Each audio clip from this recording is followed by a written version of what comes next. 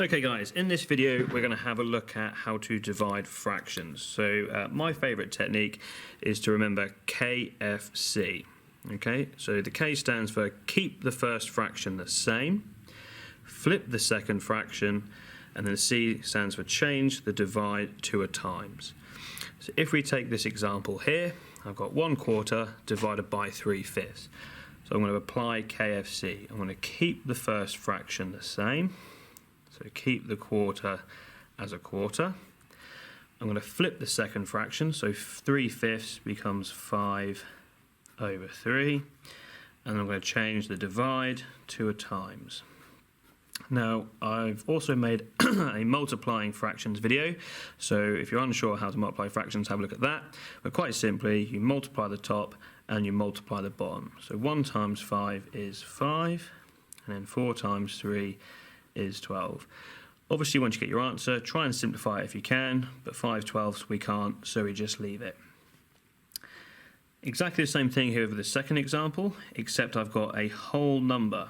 Now, it's not a problem, because all you do is just change it to a fraction. So all I do is say 4 divided by 1. So 4 divided by 1 is still 4, but I've just converted it to a fraction so I can apply my KFC. Exactly the same thing as at the top. Keep the first one the same, so because I've changed it to a fraction, we keep it as 4/1. Flip the second one, so that becomes 5/4.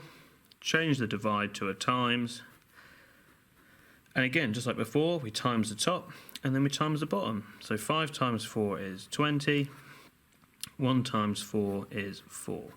Now in this case we can simplify it, and it's a really nice number because 20 divided by 4 leaves us with 5. So our answer is 5. And exactly the same technique when you've got mixed fractions like this, but we need to convert them to top heavy first. So 3 times 4 is 12, plus 1 is 13.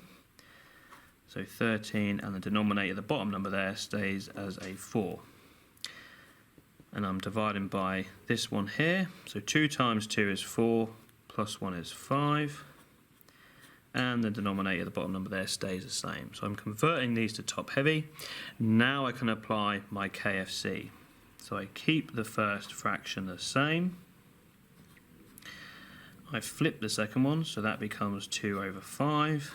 And I change that divide to a times. And again, times the top, times the bottom. So 13 times 2, 26.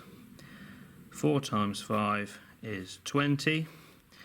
Now you can simplify this, half both of them to be 13/10.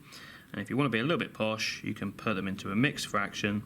So how many 10s go into 13? Well, it goes in once. What's left over? 3.